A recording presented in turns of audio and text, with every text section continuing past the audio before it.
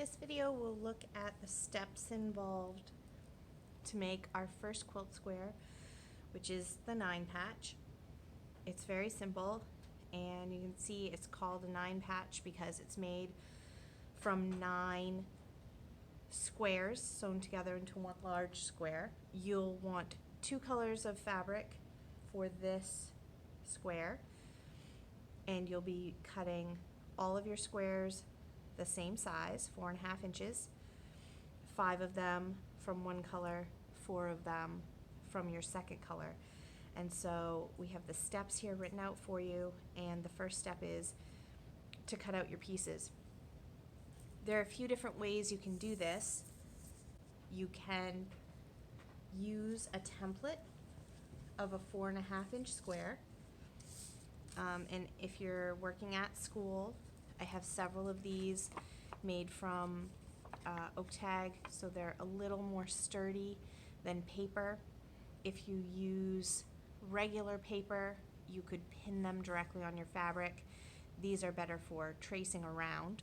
Woven fabrics have a really unique property that we talked about in Fabric to Fashion, which is that they will usually be rippable. And if you rip a woven fabric, it will make one straight rip off the side, leaving you with where you can pull one single thread down that whole side, and that tells you that this fabric is straight on that side. I know that this side is perfectly straight. It's been ripped before, I can see that. Now this side, not so much, right? So what I'm going to do is make a little snip. Doesn't have to be very big. And I'm going to tear this fabric, and now I know that this side is also straight. I also know that this edge is perfectly straight, and that's because this is the factory finished edge, what we call the selvage. We've talked about this in Fabric to Fashion. And the factory finished edge is always straight, and you'll know it's the factory edge because sometimes it's a different color, sometimes it has these small holes, sometimes it will be just white here on the front, and always you'll see that the edge is finished where you can't get any loose threads and it doesn't fray. So that's the selvage. I could go by this as a straight edge as well if I wanted. So if you're comfortable ripping your fabric, it does intimidate some people, and some people who have been sewing and quilting for their whole lives will say that this is not the right way to do it.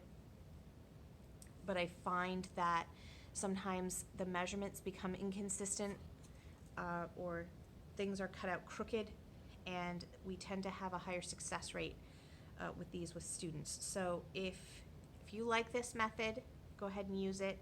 Ripping the fabric can be a little cathartic sometimes, which is kind of nice in these times of stress. So since I need 4.5 inch squares, I'm going to measure with my seam gauge.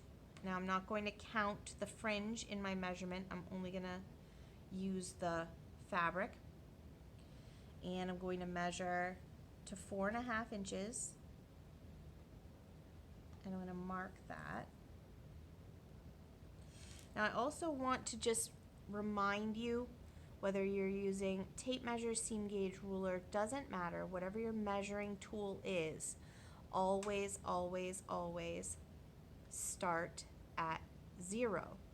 And I often see where students' pieces for their quilt patches are much smaller than they should be because for some reason they get it into their head that they need to start measuring at 1, which of course would then leave you with only a 3.5 inch square because 0 to 1 is the first inch, and if you start measuring at 1, you're cutting that off. Now, I know you've learned to measure since elementary school and you know these things, but sometimes we forget because it's happened enough times that I know it might deserve a reminder.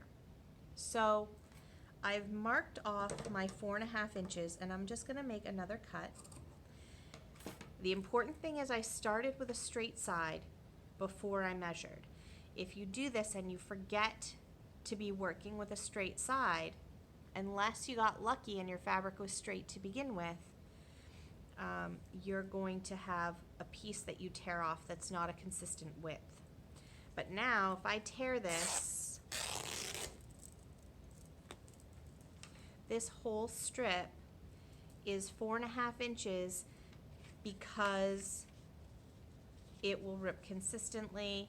It was 4.5 inches where I started. It will be 4.5 inches where I finish. And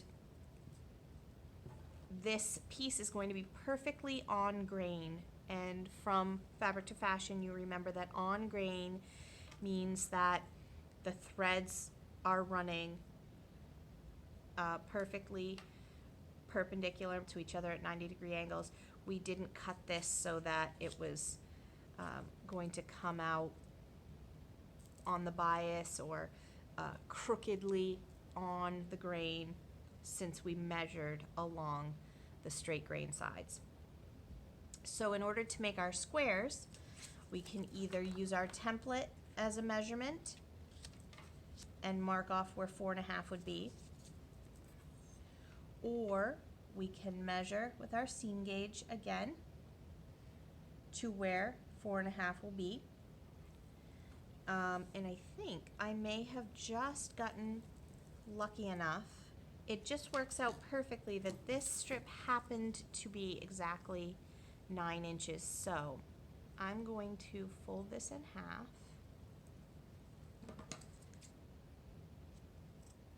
Now, normally I wouldn't use this part of the selvage edge, but first of all, this is just a demo square that's not going to be used for anything. And secondly, on this particular fabric, the print also goes all the way up to the finished edge, and so this really isn't gonna make a significant difference to me. So this is one method, measure and rip, and as long as I said, you have a straight grain side to start with, that method works very well. If you're intimidated by that ripping process, or you're using a fabric that is a knit rather than a woven fabric, so it doesn't rip easily, you may instead want to trace. Again, we still need a straight grain because we want our pieces to be even. If, as I said, if you have a paper pattern piece, you can certainly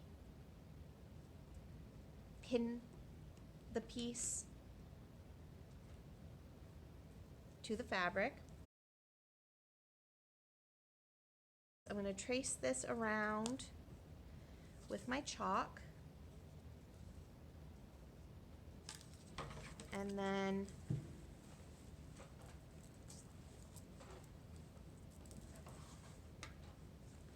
I'm going to use my shears and cut it out.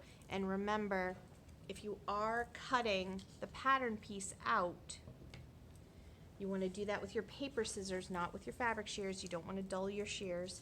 And also, if you're cutting it directly off the pattern, just double check and make sure there wasn't a significant distortion when this was printed and that it's actually 4.5 inches. So I'm going to cut this out. There is a third method that can be used to cut quilt squares and strips for quilting. This is especially helpful if you are doing strips and you're using an entire piece of fabric that you've purchased and you have it folded 2 to 3 times and you want to be able to cut several things at once. It's also helpful if you're a little insecure about your measurement skills or your cutting skills and you're not comfortable using the ripping method. So we have plenty of these here at school. If it's something that you would really like to experiment with, we can arrange for you to pick some of these up. So we have a grid ruler, and so this is a plastic, hard, but also see-through, so you can see where your fabric is on the other side. And everything's marked off in inches with fractions of inches as well. And then we have a rotary cutter, which is a circular razor blade, works similar to a pizza cutter, it's just much sharper.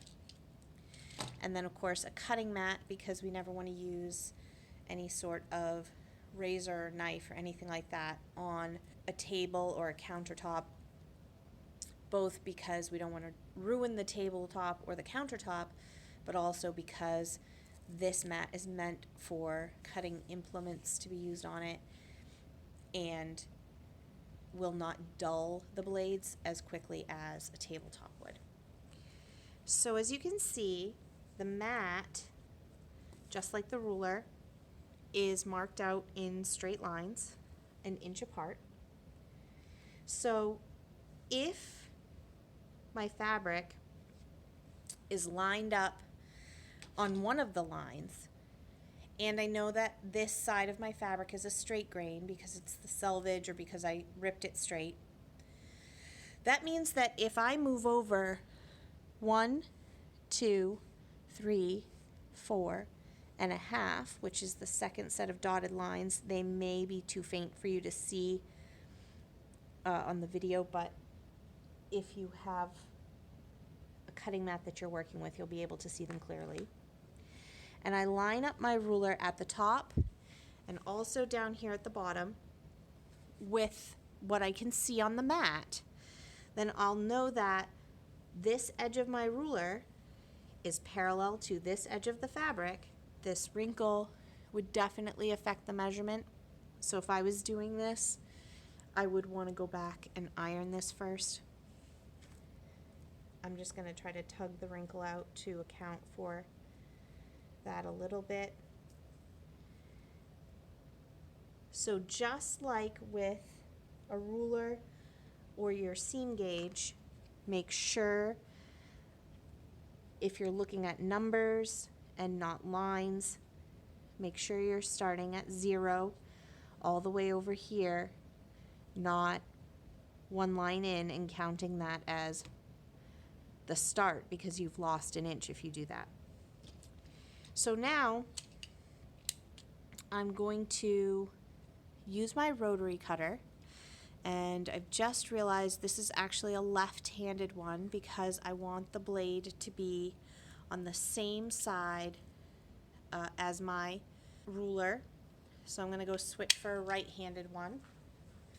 Now I have a right-handed one, so you see the blade will be against the side of the ruler without any of this plastic in between.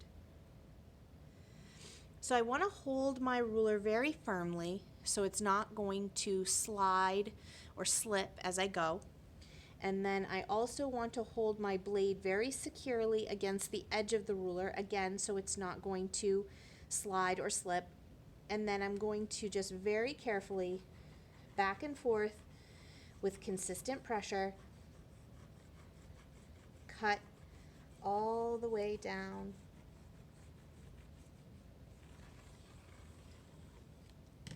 This does take some practice. It can be a little intimidating.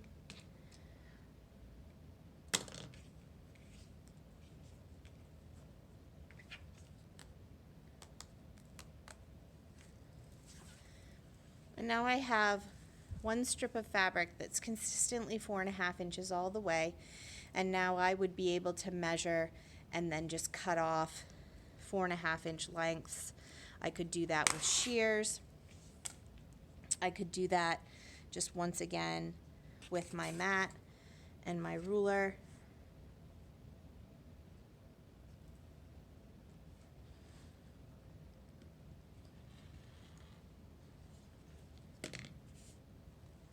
And cut all my squares this way. So if you'd like to experiment with using grid ruler and cutting mat and a rotary cutter, those are some other tools that might help you with cutting out your squares. So regardless of method, I'm going to need 9 of these squares, and each one is going to be the same size. I'm going to have 4 of one color, 5 of the other. So I'm going to get my other squares ready. I have all my pieces cut, and I have also ironed them all, because if you have wrinkly fabrics, or if your fabrics have developed any kind of gather or pull, if you used the ripping method, it's helpful to have them nice and flat, smooth and ironed before you start, so everything's consistent. And if your fabric is particularly wrinkled or creased, you may want to do that even before you start cutting out your pieces, so that they will be the right size. So the first step was to cut the pieces. We've done that. And now it says to lay them out in the appropriate pattern. So we're going to lay them out modeling what's in the diagram.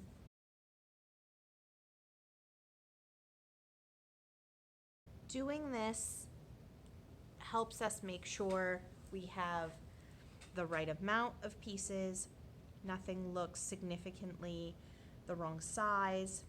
We can adjust placement or move around fabrics if we want the design to face different direction or be placed and laid out differently. But this also helps significantly when it comes time to start putting the pieces together. We're less likely to get confused about what piece joins to which. In this 9 patch, that's pretty straightforward. We're working with squares. We don't have very many of them. We know what's supposed to go with what. But as you move on, if you've looked at some of the upcoming patterns, most of them, they're essentially all varieties of a 9 patch or a 4 patch. Except that instead of solid squares, the squares are made up of either rectangles sewn together or triangles sewn together. And once you're working with more pieces, this step becomes much more significant. So we're doing it here to model it and practice it. Not as important for this square, but in the upcoming designs, much more important. So step 3 in our instructions tells us to pin adjoining squares right sides together, and we're going to prepare to sew these into rows. So to begin with, we're going to be treating these rows as 3 separate strips, and so for each strip we fold the square onto the neighboring square. We'll put a couple of pins. These will hold everything nice and even where we want them while we sew. But the other big advantage of pinning is helps to remind you which side you meant to sew together, because if you just put one fabric onto another and take it to your machine, you won't necessarily remember where you meant to join them, and wouldn't make a lot of difference for these squares. But if you had stripes, for example, that you wanted to go in a uniform direction, or some other design in your fabric, or once we move on to pieces where we have a lot more to worry about what we're joining to what, this becomes more important. So we're going to sew this. Then once it's sewn, we're going to add this to the other side in the exact same way. flip it over onto the shared side, put a couple of pins, and then we'll have one row sewn. Once we have one row complete, we'll do the other 2 rows, and then we will have our 3 rows sewn, and we'll be done with step 4. Before you begin, once your machine is threaded, you want to check that your needle position is in the center, so your stitch width is 2.5. You want to make sure that your stitch length is at 3.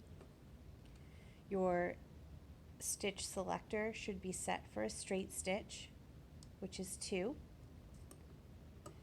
And as long as all your settings are correct, you should test your machine, check the front and the back of the fabric to make sure everything is set up correctly and that it's sewing the way that it should. And once everything is ready, you can start to sew your squares together. And with this project, because it is not a garment, and most things that are crafts or anything other than a garment really uses a 1/4 inch seam allowance. So with our needle in the center position, we're going to align the edge of the fabric with the edge of our presser foot. Remember, your pins should always be on the top side of the fabric, not underneath where they could get caught in the feed dogs. And they are going back in and out, and they are also perpendicular to what's going to be our seam, not parallel where they could again get caught under the presser foot or pulled into the bobbin housing. One more thing about sewing for quilting, and I know that we reviewed over and over during Fabric to Fashion the importance of back stitching to secure your stitches. One of the nice things about quilting is every time you make a seam, you will eventually be sewing something else over that seam. The whole method of quilting is just adding things together and adding things together until you have your finished quilt top, and even then you'll be binding the edges. So if you forget to backstitch, or if you have a whole set of fabrics to sew together that will be similar, that you have pinned all at once, if you want to just do a chain of stitching, and I can show you what that would look like, you do not have to necessarily backstitch. So I'm going to start with the first square, and as I said, I have 2 squares from each of the other rows ready as well, because I'm going to chain these together to show you how that could be done. This will become more beneficial to you when you start working on squares that have multiple patches that are the same, or if you were making many of the same square, you could do step 1 for each of them all at the same time and not have to get up from your machine and come back over and over. So this is how that would look.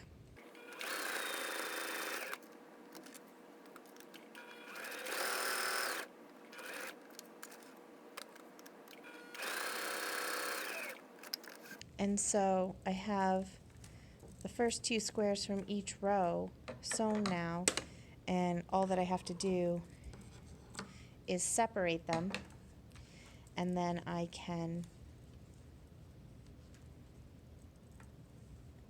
just add on the last square. So I'm going to finish up these 3 rows, and then I'll show you the next step.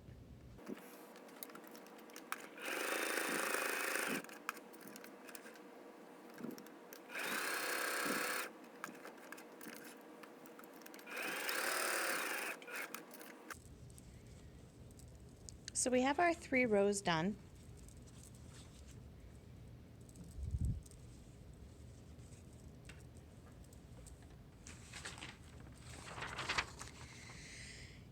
sew into rows.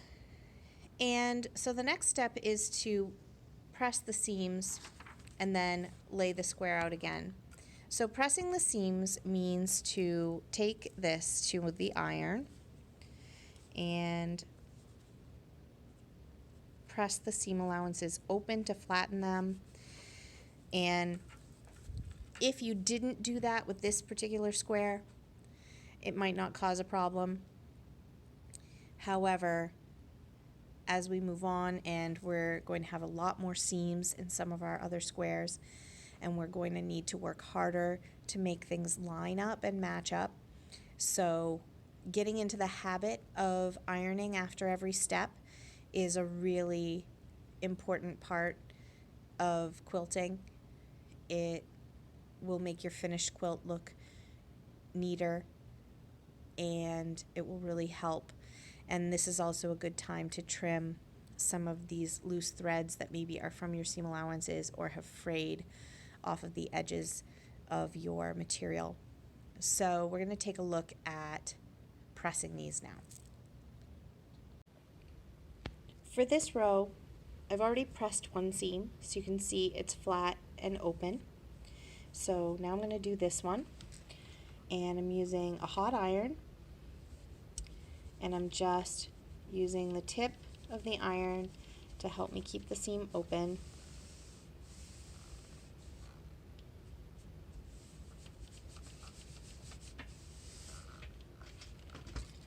And I've also trimmed some of the loose threads, like this one. I'll still need to cut that off. So this row's done.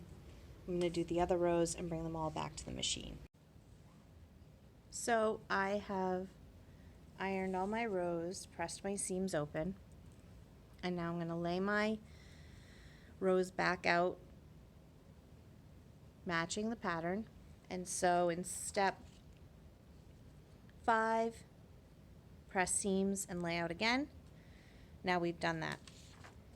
The reason for laying this out again is to make sure that we constructed our rows correctly. We have this back matching the diagram on the pattern, and so we know everything is correct. This will also help us make sure we're sewing the correct rows together.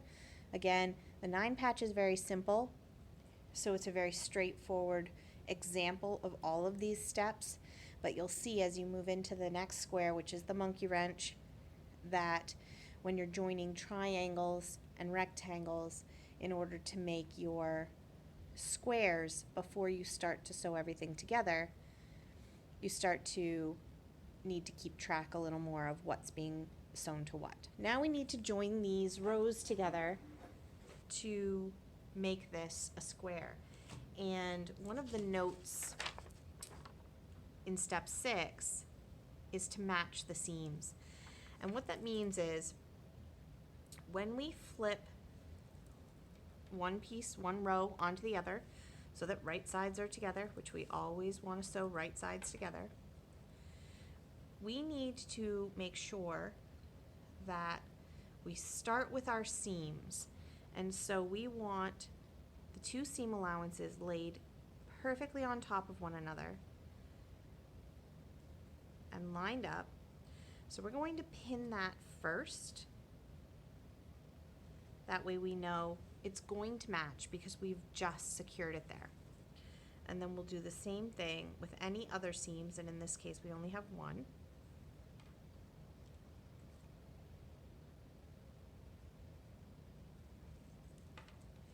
And as you can see, once we've sewn this, they are going to match up into nice, neat crisscrosses, which is exactly what we're looking for.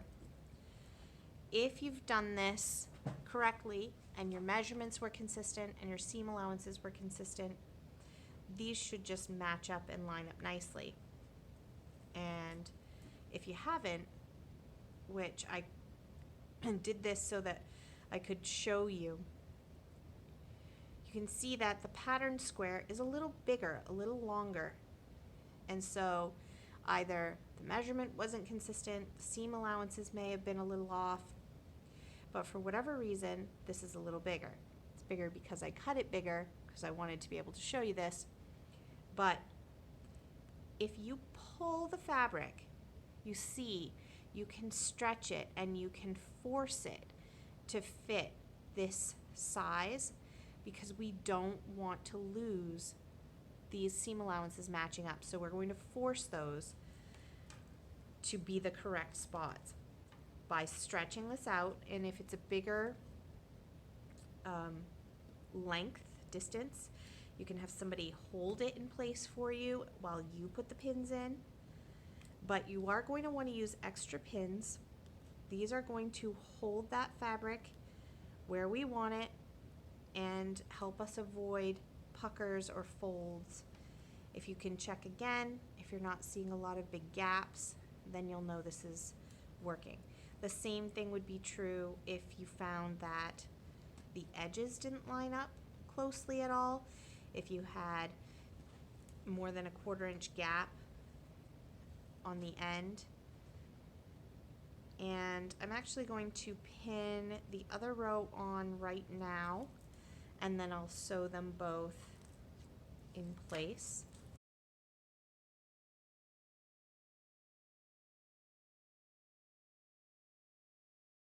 And you can see these lined up much more uniformly, and I didn't have to put extra pins.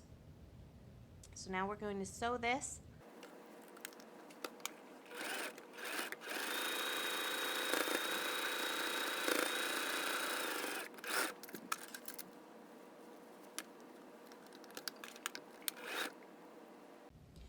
So my camera cut off and I didn't have a video of sewing the second row on, but you did see me pin it, and so it's the same procedure as the other. And you can see on the front our seam allowances have lined up nicely, and on the back I've pressed one seam open, and so I'll do the other, and I'll trim any loose threads like these from my seams, and that will be the finished 9 patch.